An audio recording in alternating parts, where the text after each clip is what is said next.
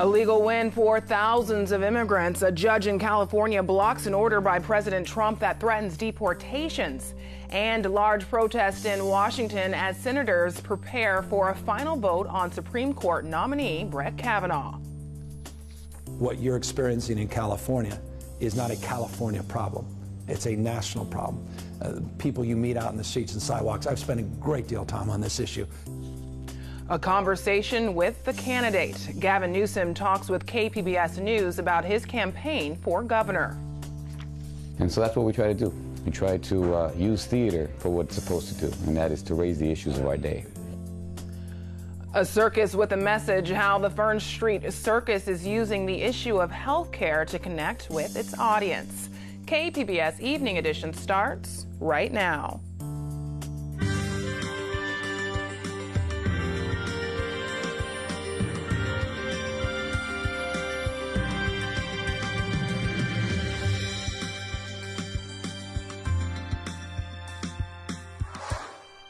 Good evening and thanks for joining us. I'm Ebone Monet. A federal judge from San Francisco has issued a temporary halt to a President Trump administration program that ended temporary protected status, or TPS, for nearly 300,000 immigrants. KPBS reporter Priya Sridhar has more. The Trump administration announced they were ending the program for immigrants from Haiti, Sudan, Nicaragua, and El Salvador. The ACLU of Southern California filed a lawsuit saying the administration was changing the rules of the program out of racism. Now, U.S. District Judge Edward Chen has blocked Trump from ending the program. Chen said ending the protections could cause great suffering and harm to families. He also said there's evidence that President Trump has made negative comments about non-white immigrants without legal status. He cited Trump's comments about Mexicans, Muslims, and certain countries. Groups advocating for TPS immigrants' rights say they're happy about the ruling, but still concerned about the administration's policies. The reality, from our standpoint, is that this administration wants to bring down the number of non-white foreigners who live in our country. It's very clear to us, that is part of their motivation, and TPS is probably the most emblematic program that is in antithesis to their goal of bringing down the number of non-white migrants in the United States. A Department of Justice spokesperson says the ruling usurps the role of the executive branch and the administration did nothing wrong. Priya Sridhar, KPBS News. The FBI has wrapped its investigation into sexual assault claims against Supreme Court nominee Brett Kavanaugh. The details will not be made public. Senators were briefed on the FBI's report. A final vote on Kavanaugh's nomination is expected this weekend. But what I can say is that the most notable part of this report is what's not in it. As we noted by the White House, the FBI did not interview Brett Kavanaugh, nor did the FBI interview Dr. Blasey Ford. Can we be scared by all these people rampaging through the halls, accosting members at airports, coming to their homes? They're trying to intimidate the Senate into defeating a good man. Are we going to allow this to happen? A large crowd demonstrated outside the federal courthouse in Washington before marching to the Supreme Court. A handful of Republican senators, including Jeff Flake, Susan Collins, and Lisa Murkowski, have yet to say how they will vote. Their choices will likely determine whether Kavanaugh is confirmed. An important procedural vote is expected tomorrow morning and may indicate how senators will ultimately vote on Kavanaugh. KPBS Radio will have live coverage at 7 a.m. October is National Domestic Violence Awareness Month. KPBS reporter Matt Hoffman says the county is starting a new campaign to encourage victims to come forward. The district attorney's office says last year reports of domestic violence were up. To encourage people who may be in an abusive relationship to speak up, the DA is putting up billboards all over the county. Their theme is Now is the Time and provides contact information to the National Domestic Violence Hotline. These billboards are up in 60 locations throughout the county. DA Summer Steffen says they will stay there through next month. She says in the past, this type of advertising has helped domestic violence victims come forward to authorities. The campaign is being funded by a grant from the California Office of Emergency Services. Matt Hoffman, KPBS News. Former Vice President Joe Biden made a campaign stop in Fullerton this afternoon. Biden led a rally on behalf of Democrats, including Mike Levin, who is running in the 49th district. This while the race for the 50th district appears to be tightening. A new LA Times poll shows Congressman Duncan Hunter's leads Amar Campanajjar by just 2 points among likely voters. That's within the margin of error. Hunter's lead has narrowed since being indicted on charges related to the alleged misuse of campaign funds. The candidates for governor will square off Monday in a debate on KQED radio. Both Gavin Newsom and John Cox have pledged to resurrect the California dream if elected. KPBS investigative reporter Amitha Sharma spoke to Newsom this week and asked him what that means to him.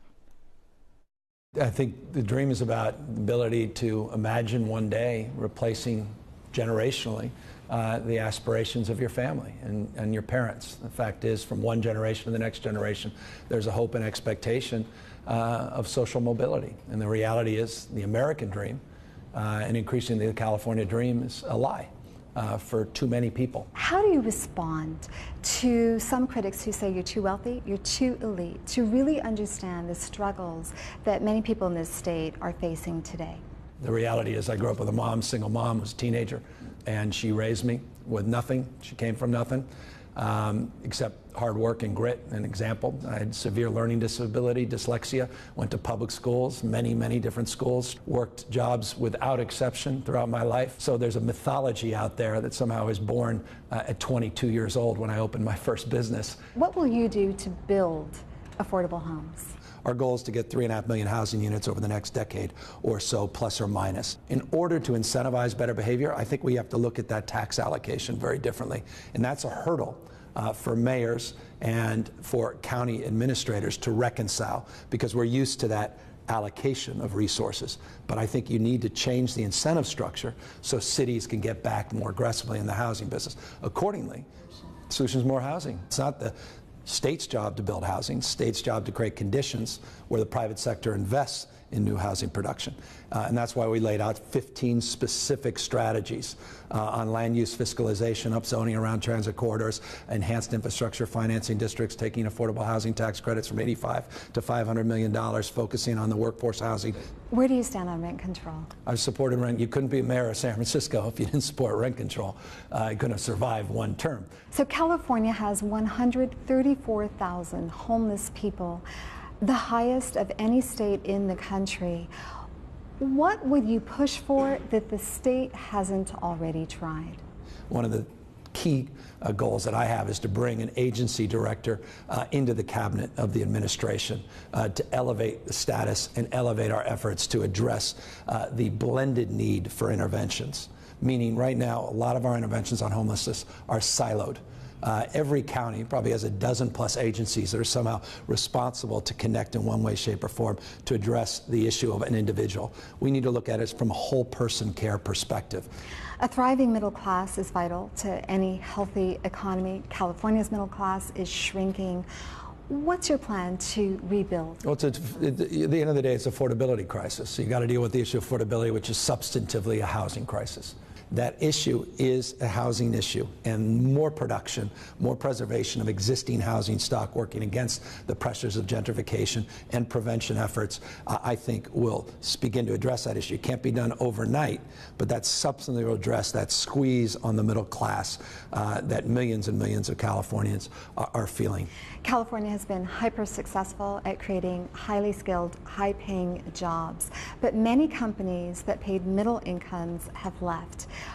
How do you intend to bring companies that pay similar incomes into California and or create new industries that can support a middle class lifestyle? Well, look, I mean, we're still the largest manufacturing state in America, and that's important to remind people of. Most folks don't even believe that. So I have an economic and workforce development plan, and we've laid out as a paradigm of answering your question or framework to architect a response to your question, economic development plans in 14 regions in the state. We call it regions rising together. Each economic region is unique and distinctive from one another. And our goal is this, that the vision for economic growth cannot be realized from Sacramento, and that vision can't be sent down. It's a bottom-up vision that will be realized at the local level. California is the richest state. It also has the highest poverty rate when you factor in the cost of living. 2 million children in the state are living in poverty. Some people say this is a problem that's entirely solvable. It's just a matter of political will. Do you agree? 100%. I mean, all of this is a matter of political will. We're as dumb as we want to be as a nation. We've allowed these conditions to persist. And child poverty is the ultimate manifestation of our failure. Well, homelessness and child poverty, I would argue, with twin manifestations that are the ultimate expression of our failure as Americans, not just Californians. And the way you address the issue of child poverty is you got to begin at the beginning. So we have to focus on prenatal care, early Head Start, nurse home visits, reading to our kids, talking to our kids, counting to our kids, playing with our kids, singing to our kids. You've made the California dream your campaign theme. There's a lot of angst in this state, as you well know, over the cost of housing, over wages, over homelessness. How do you instill hope in a way that has substance? I mean, because you look at the evidence. We have the lowest unemployment rate in history. We took a $27 billion budget deficit. We're debating the size of surpluses. We've had 100 consecutive months of net job growth. We lead in every factor of innovation. We have more scientists, more researchers, more engineers, more Nobel laureates, more patents emanating, more startups emanating out of California than any other place on the globe. We have the finest system of higher education anywhere in the world. California's best days will not be behind it. They'll absolutely be in front of it. Lieutenant Governor, thank you so much for speaking with me today. Thanks for having me. KPBS has also reached out to Republican gubernatorial candidate John Cox. 2 candidates are running to represent schools in San Diego Unified's coastal region. KPBS education reporter Megan Burks introduces us to both of them. We got to work. It wasn't just a Civil Rights Act. Retired school teacher and incumbent Michael McQuarrie can be found most days at district ribbon cuttings and assemblies. He says his goal for the coming years is to help San Diego students gain cultural competence to thrive in a global society, and he's the man to do it. We set the direction, we hire the people to fulfill that, we hold them accountable, and we drive the program. And that's one reason why we've been able to achieve the outstanding results that we have now. We have the highest graduation rate of any urban school district in California. We have the lowest dropout rates. We are closing the achievement gap. There are a lot of other issues that the trustees have to address. McQuarrie's competitor, Marcia Nordstrom, is a parent and real estate professional. I want to be able to bring my background and experience, which would bring more diversity in terms of balancing the board. They've got bond issues, there's real estate management. There's so much going on with this board in the district that I see myself as an asset. Nordstrom says she'd comb through the district's 83 departments to assess their effectiveness, and she's promised to host town halls to improve communication. Megan Burks, KPBS News. You can now prepare for the election with the KPBS Voters Guide. We have a link right on our homepage. It's a partnership with Voters Edge California. You'll find information on all the races and candidates right now at kpbs.org. I'm Judy Woodruff. Tonight on the NewsHour, the FBI investigation into Kavanaugh concludes. Now the Senate must decide if he sits on the Supreme Court. Coming up at 7 after Evening Edition on KPBS. Storm clouds have cleared out after a wet morning. This was some of the rain that fell in the College area. The weekend is expected to be a dry one. Justin Pavic has details in tonight's forecast.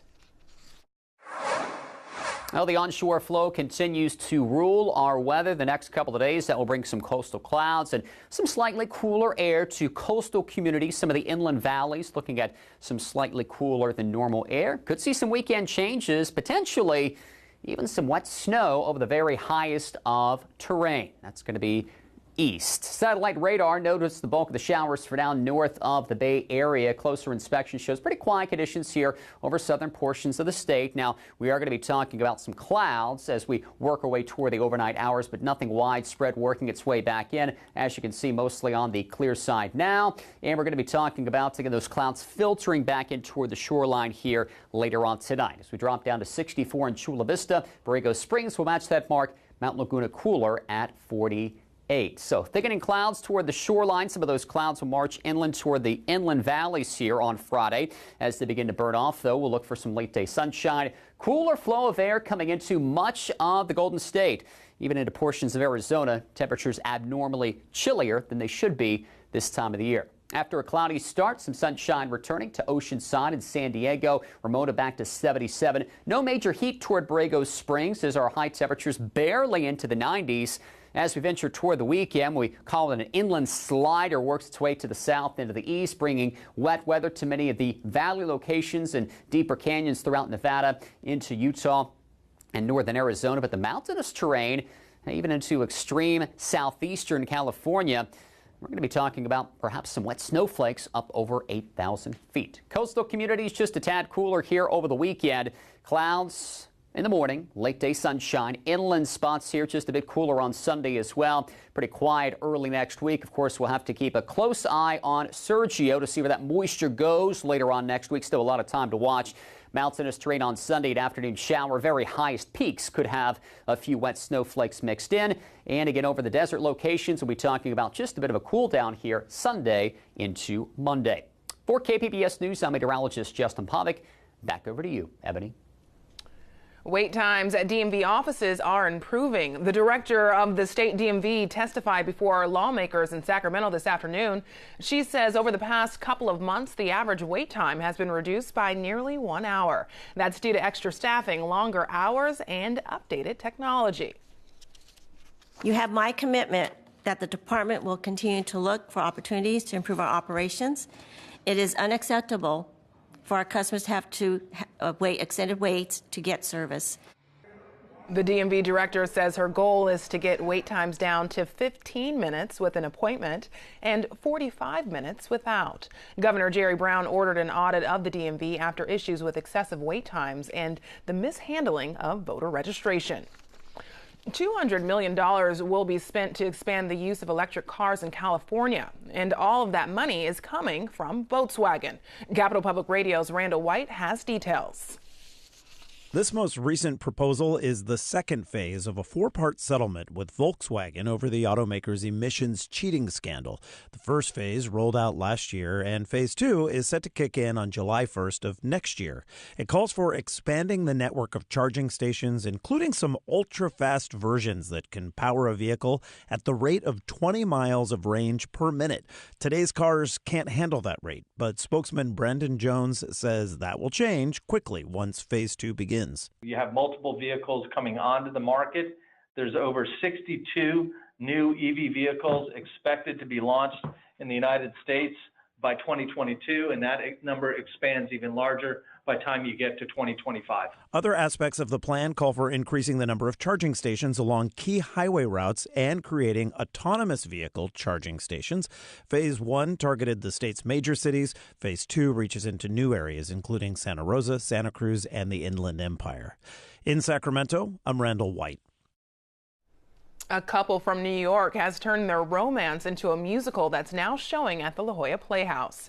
KPBS Arts Calendar editor Nina Guerin talked with the stars of 100 Days.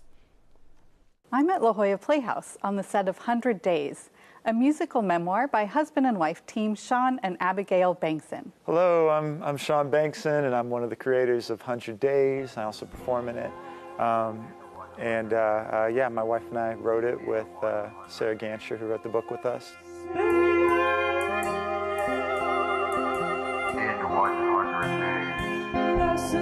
100 Days is the story of how my wife and I met and got married. We started a band together, and that first rehearsal ended up being our first date, and then 3 weeks later we were married. What the show is really about is saying that no, we don't have any guarantee about how long we have with anyone, but to try to not let that stop you from living.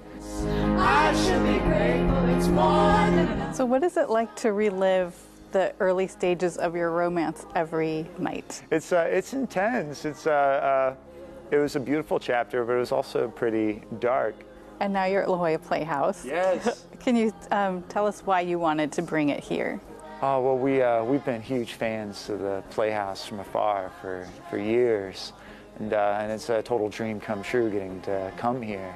This is our big sort of rehearsal process for the whole tour. And so they helped us get everything together, and all this is gonna go in a truck and hit the road with us, just like a band. For KPBS Arts, I'm Nina Guerin. Fern Street Circus is coming up on 3 decades of performing and will launch a new neighborhood tour tomorrow. KPBS Arts reporter Beth Accomando speaks with members to look back on its past and to talk about what fuels its social purpose. Just because healthcare is a serious issue doesn't mean you can't laugh about it. And we're going to address it in pre-existing condition of Funny Bone Saga. Our clown broke his funny bone. Using circus to address social concerns is precisely what drove John Hyken to create Fern Street Circus in the first place. It came out of my interest in Bertolt Brecht, who had a very political purpose in what he did and was always about entertainment. So to have a means of being in a neighborhood as compared to asking people to come to a central edifice was really important. So it was partly political. It's the notion that theater and art need to be where people live, where they work, where they play, where they learn. And this was a first major step for us in being able to do that. That's a very different view of circus than what Hyken experienced as a child. The first circus I saw was when I was 9 years old in Ringling in Portland, Oregon. I think my memory is that the elephants had polka dots painted on them or something, but it was not theatrically careful. But Hyken's perspective on circus got a radical readjustment when he experienced a Cirque du Soleil show years later as an adult. Oh my God, I'm seeing what circus can be, because they were so careful in how they approached every moment of that show. That inspired him in 1990 to create his own show. And with funds from the City of San Diego and Commission for Arts and Culture, Fern Street Circus was born. The company's social mission appealed to Memo Mendez, who's been with the circus since 1996 and serves as its bilingual ringmaster.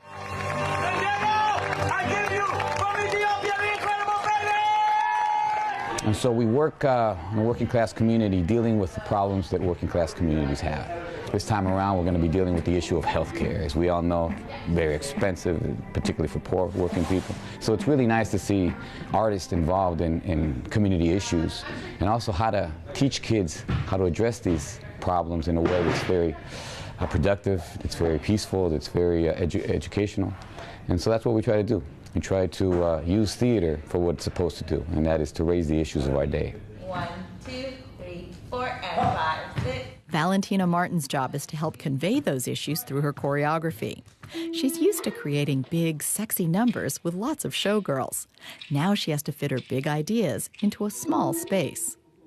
I'm thinking about big images. Of course, it's a big circus number, so what I want to do is meant to make a big, like, kapow, like a boom, like, wow, we're in a circus now. But what you're not seeing at this rehearsal are the couple dozen kids she also has to fit into the single ring circus. When we were doing it with the kids over the weekend, it's realized how much little space we actually have, and it's super crowded, having 30 kids on the stage plus 7 or 8 adults at the same time, and we're working in this ring curb that John has built and he's had for years and years, and we have only this much space, right? So it's confining. But what can feel infinite are the possibilities presented by the talented people she works with, and she tries to incorporate the skills of each performer into the final production. The result is what makes circus a magical experience. It's very interesting when we do circus shows all over San Diego. We go to tough neighborhoods, and sometimes some of the tough guys around there looking at us when we're setting up, like, what are you doing here? And as soon as the show starts, everything changes. No matter where you are in life, how old you are, when you see a show, when it starts happening, when you see the magic of it, you just leave reality for a minute and watch what's going on. Come down and see how our clown Otis fixes his funny bone. And while you're laughing at his comic plight, you can also learn about how we all have a civic responsibility that we need to embrace. Beth Accomando, KPBS News. Fern Street Circus will perform Pre-Existing Condition, a Funny Bone saga this month for free at various parks locations. Now here's a look at what we're working on for tomorrow in the KPBS newsroom. Turnout is expected to be high for next month's election, but how often do the candidates themselves get to the polls? We take a look at their voting records. And on Midday Edition, the state of the campaign in the 50th District, where polls show Congressman Duncan Hunter's lead is narrowing. You can find tonight's stories on our website, kpbs.org/evening edition. Thanks for joining us. Have a great night.